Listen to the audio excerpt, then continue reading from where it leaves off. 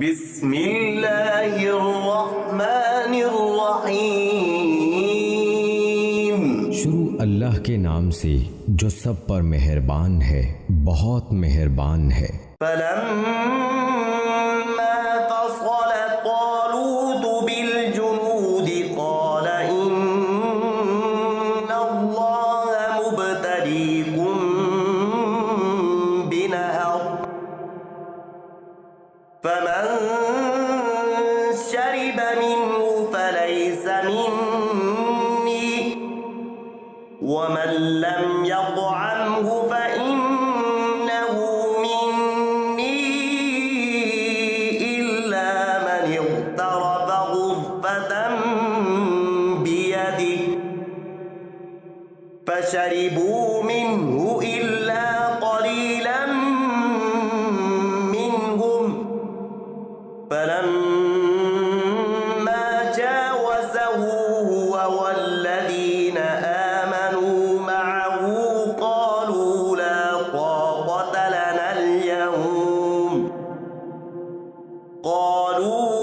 طاقة لنا اليوم بجالوت وجنوده قال الذين يظنون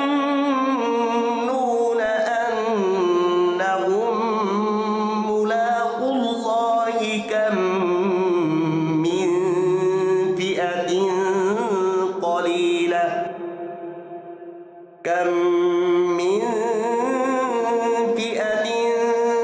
قليلة غلبت فئة كثيرة بإذن الله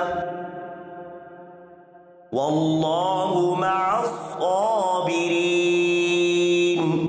چنانچہ جب طالوت لشکر کے ساتھ روانہ ہوا تو اس نے لشکر والوں سے کہا کہ اللہ ایک دریا کے ذریعے تمہارا امتحان لینے والا ہے۔ جو شخص اس دریا سے پانی پیے گا وہ میرا آدمی نہیں ہوگا، اور جو اسے نہیں چکھے گا وہ میرا آدمی ہوگا، الا یہ کہ کوئی اپنے ہاتھ سے ایک چلو بھر لے تو کچھ حرج نہیں۔ پھر ہوا یہ کہ ان میں سے تھوڑے آدمیوں کے سوا باقی سب نے اس دریا سے خوب پانی پیا۔ چنانچہ جب وہ یعنی طالوت اور اس کے ساتھ ایمان رکھنے والے دریا کے پار اترے تو یہ جنہوں نے طالوت کا حکم نہیں مانا تھا کہنے لگے کہ آج جالوت اور اس کے لشکر کا مقابلہ کرنے کی ہم میں بالکل طاقت نہیں ہے۔ مگر جن لوگوں کا ایمان تھا کہ وہ اللہ سے جا ملنے والے ہیں، انہوں نے کہا کہ نہ جانے کتنی چھوٹی جماعتیں ہیں جو اللہ کے حکم سے بڑی جماعتوں پر غالب آئی ہیں، اور اللہ ان لوگوں کا ساتھی ہے جو صبر سے کام لیتے ہیں۔ یہ دریائے اردن تھا، اور یہ امتحان بظاہر یہ دیکھنے کے لیے لیا گیا تھا کہ لشکر کے کتنے لوگ ہیں جو اپنے امیر کی اطاعت کا ایسا جذبہ رکھتے ہیں کہ اس پر اپنی خواہشات کو بھی قربان کر دیں، کیونکہ اس طرح کی جنگ میں ایسی مضبوط اطاعت کے بغیر کام نہیں چلتا۔ وَلَمَّا بَرَزُوا لِجَالُوتَ وَجُنُودِهِ قَالُوا رَبَّنَا أَفْرِغْ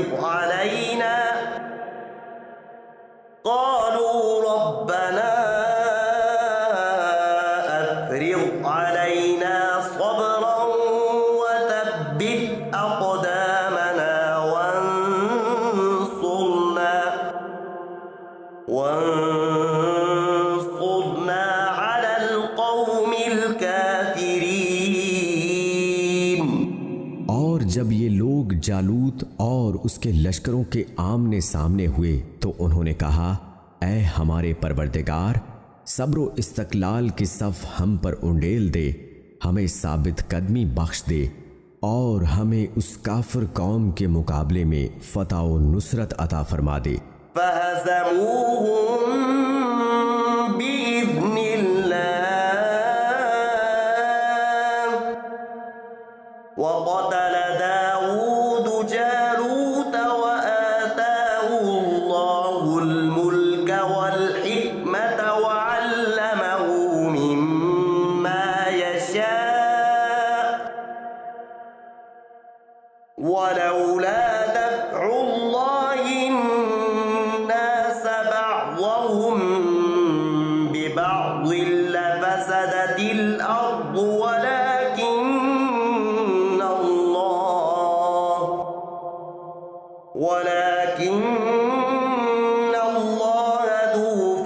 فضل على العالمين.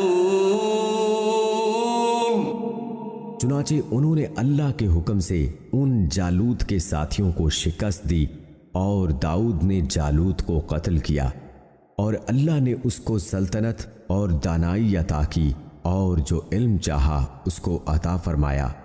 اگر اللہ لوگوں کا ایک دوسرے کے ذریعے دفاع نہ کرے تو زمین میں فساد پھیل جائے، لیکن اللہ تمام جہانوں پر بڑا فضل فرمانے والا ہے.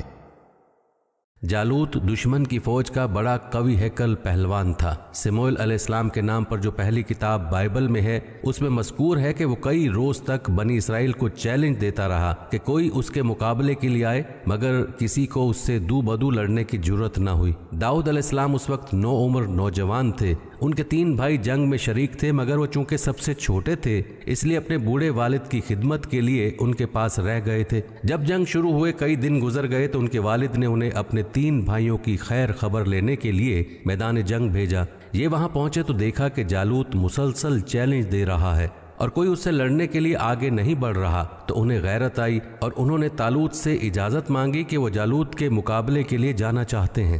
ان کی نوعمری کے پیش نظر شروع میں طالوت اور دوسرے لوگوں کو بھی تردد ہوا، لیکن ان کے اصرار پر انہیں اجازت مل گئی. انہوں نے جالوت کے سامنے جا کر اللہ کا نام لیا اور ایک پتھر اس کی پیشانی پر مارا جو اس کے سر میں گھس گیا اور وہ زمین پر گر پڑا. یہ اس کے پاس گئے اور خود اسی کی تلوار لے کر اس کا سر قلم کر دیا. یہاں تک کہ بائبل اور قرآن کریم کے بیان میں کوئی تعارض نہیں ہے، لیکن اس کے بعد بائبل میں یہ کہا گیا کہ طالوت کو حضرت داؤد علیہ السلام کی مقبولیت سے حسد ہو گیا تھا. چنانچہ بائبل میں ان کے خلاف بہت سی ناقابل یقین باتیں ذکر کی گئی ہیں. بظاہر یہ داستانیں ان بنی اسرائیل کی کارروائی ہے جو شروع سے طالوت کے مخالف تھے. قرآن کریم نے جن الفاظ میں طالوت کی تعریف کی ہے ان میں حسد جیسی بیماری کی گنجائش نہیں ہے. بہرحال حضرت داؤد علیہ السلام کے اس کارنامے نے انہیں ایسی مقبولیت عطا کی کہ بعد میں وہ بنی اسرائیل کے بادشاہ بھی بنے اور اللہ تعالیٰ نے انہیں نبوت سے بھی سرفراز فرمایا اور ان کے ذریعے پہلی بار ایسا ہوا کہ نبوت اور بادشاہت ایک ہی ذات میں جمع ہوئیں.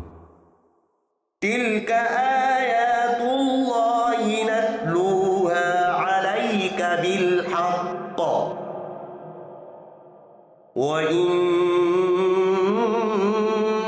لمن المرسلین. یہ اللہ کی آیات ہیں جو ہم آپ کے سامنے ٹھیک ٹھیک پڑھ کر سناتے ہیں، اور آپ بے شک ان پیغمبروں میں سے ہیں جو رسول بنا کر بھیجے گئے ہیں.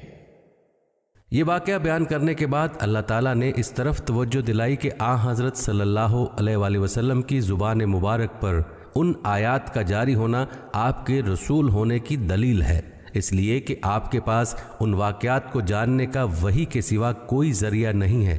اور ٹھیک ٹھیک کے الفاظ سے شاید اس طرف اشارہ مقصود ہے کہ اہل کتاب نے ان واقعات کو بیان کرنے میں کہیں مبالغے سے کام لیا ہے اور کہیں من گھڑت قصے مشہور کر دیے ہیں. قرآن کریم ان میں سے صرف صحیح باتیں بیان کرتا ہے.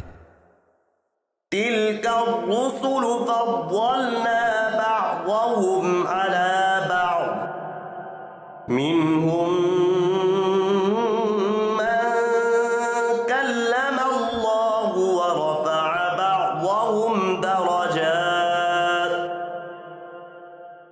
وآتينا عيسى ابن مريم البينات وأيدناه بروح القدس ولو شاء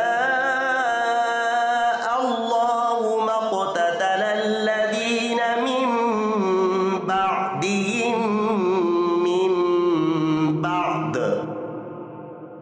من بعد ما جاءتهم البينات ولكن اختلفوا فمنهم من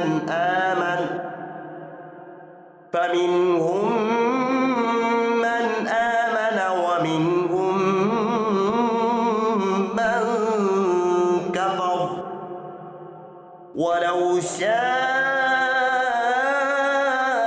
الله ما اقتتلوا ولكن الله يفعل ما يريد. یہ پیغمبر جو ہم نے مخلوق کی اصلاح کے لیے بھیجے ہیں ان کو ہم نے ایک دوسرے پر فضیلت عطا کی ہے۔ ان میں سے بعض وہ ہیں جن سے اللہ نے کلام فرمایا، اور ان میں سے بعض کو اس نے بدرجہ بلندی عطا کی، اور ہم نے عیسیٰ ابن مریم کو کھلی نشانیاں دیں اور روح القدس سے ان کی مدد فرمائی۔ اور اگر اللہ چاہتا تو ان کے بعد والے لوگ اپنے پاس روشن دلائل آ جانے کے بعد آپس میں نہ لڑتے، لیکن انہوں نے خود اختلاف کیا، چنانچہ ان میں سے کچھ وہ تھے جو ایمان لائے اور کچھ وہ جنہوں نے کفر اپنایا۔ اور اگر اللہ چاہتا تو وہ آپس میں نہ لڑتے، لیکن اللہ وہی کرتا ہے جو وہ چاہتا ہے۔ مطلب یہ ہے کہ تھوڑی بہت فضیلت تو مختلف انبیاء کرام کو ایک دوسرے پر دی گئی ہے، لیکن بعض انبیاء کرام کو دوسروں پر بدرجہ زیادہ فضیلت حاصل ہے، اور یہ نبی کریم صلی اللہ علیہ وآلہ وسلم کی طرف ایک لطیف اشارہ ہے۔ یہی مضمون پیچھے آیت نمبر 87 میں آ چکا ہے۔ تشریح کے لیے اس آیت کا حاشیہ ملاحظہ فرمائیے۔ قرآن کریم نے بہت سے مقامات پر یہ حقیقت بیان فرمائی ہے کہ اللہ تعالیٰ کی قدرت میں یہ تھا کہ وہ تمام انسانوں کو زبردستی ایمان لانے پر مجبور کر دیتا، اور اس صورت میں سب کا دین ایک ہی ہو جاتا اور کوئی اختلاف پیدا نہ ہوتا، لیکن اس سے وہ سارا نظام تلپٹ ہو جاتا جس کے لیے دنیا بنائی گئی ہے اور انسان کو اس میں بھیجا گیا ہے۔ انسان کو یہاں بھیجنے کا مقصد اس کا یہ امتحان لینا ہے کہ اللہ کے بھیجے ہوئے پیغمبروں سے ہدایت کا راستہ معلوم کرنے کے بعد کون ہے جو اس ہدایت پر اپنی مرضی سے چلتا ہے، اور کون ہے جو اس کو نظر انداز کر کے اپنی من گھڑت خواہشات کو اپنا رہنما بناتا ہے۔